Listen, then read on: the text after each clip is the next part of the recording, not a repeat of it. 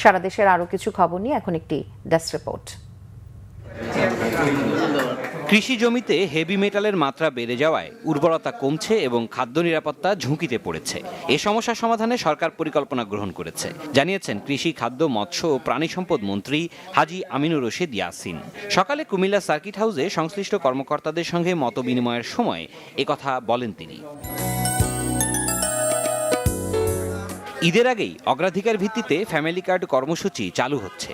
প্রাথমিকভাবে দেশের 8টি উপজেলায় পাইলট প্রজেক্ট হিসেবে কার্যক্রম শুরু হবে, জানিয়েছেন দুর্যোগ ব্যবস্থাপনা ও ত্রাণ মন্ত্রী আসাদুল হাবিব দুলু।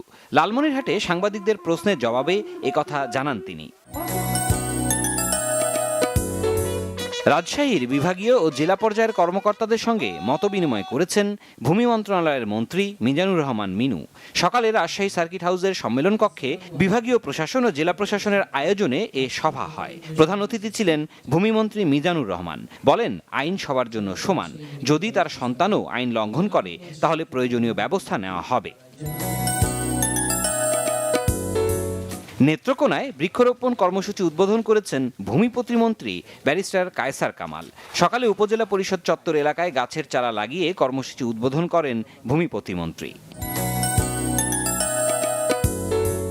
রমজানে সকল পণ্যের পর্যাপ্ত মজুদ আছে, সঠিক তদারকির মাধ্যমে বাজার নিয়ন্ত্রণ করা হচ্ছে বলে জানিয়েছেন কৃষি, খাদ্য, মৎস্য ও প্রাণী সম্পদ প্রতিমন্ত্রী সুলতান সালাউদ্দিন টুকু। দুপুরে টাঙ্গাইল জেলা প্রশাসক, পুলিশ সুপার সহ বিভিন্ন কর্মকর্তাদের সাথে মতবিনিময় সভা শেষে সাংবাদিকদের একথা বলেন তিনি।